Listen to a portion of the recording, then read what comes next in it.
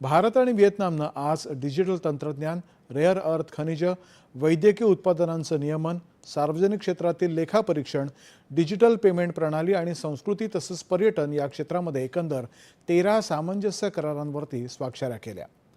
IRE Limited आणि व्हिएतनामची Institute for Technology of Radioactive and Rare Elements यांच्यातील परस्पर सहकार्यावरील सामंजस्य करार,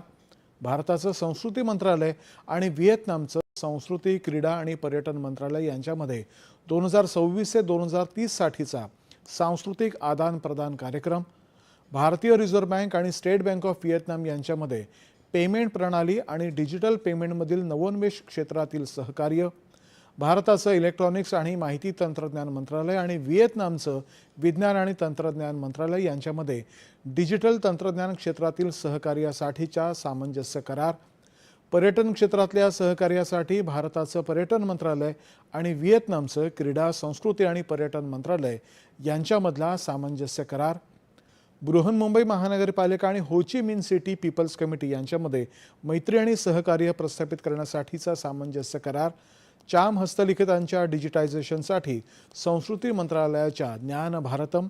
आणि सामाजिक विज्ञान आणि मानविकी विद्यापीठ,